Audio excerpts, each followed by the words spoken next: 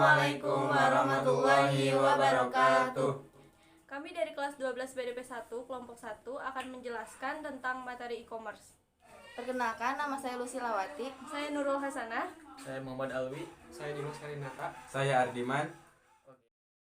Pengertian e-commerce.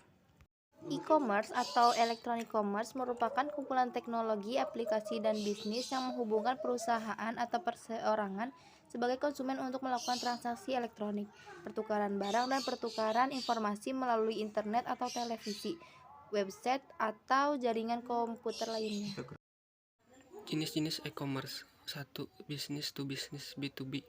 Jenis e-commerce ini dilakukan oleh orang atau pihak yang saling berkepentingan.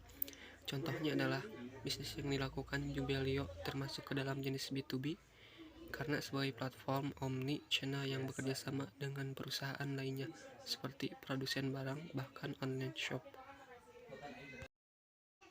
2. Business to consumers B2C. Pada jenis e-commerce ini mungkin yang paling banyak ditemukan di lingkungan kita, di mana proses transaksi dilakukan oleh produsen untuk menjual barang dan jasa kepada konsumen secara langsung. Contohnya Shopee terdiri dari banyak produsen penjual yang nantinya langsung terhubung dengan konsumennya. Yang ketiga, consumer to consumer C2C.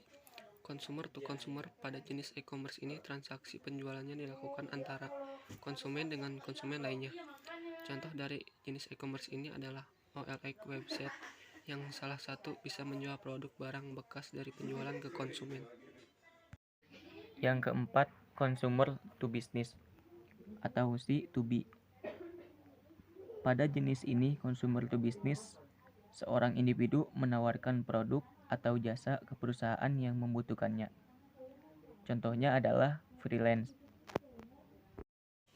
Yang kelima, online to offline atau O2O. Saat ini sudah banyak e-commerce dengan jenis online to offline, misalnya saja seperti Gojek ataupun Grab yang menggunakan dua saluran yaitu online dan offline. Yang keenam, consumer to administrasi atau C2A. Jadi, consumer to administrasi merupakan proses transaksi jual beli elektronik yang dilakukan antara individu perseorangan dengan pemerintah. Contohnya yang jarang ditemui dalam bentuk barang, biasanya yang ditemukan hanya bentuk jasa. Yang ketujuh, business to public administrasi atau B2A. Business to public administrasi merupakan jenis e-commerce yang menjual produk maupun jasa kepada lembaga pemerintahan.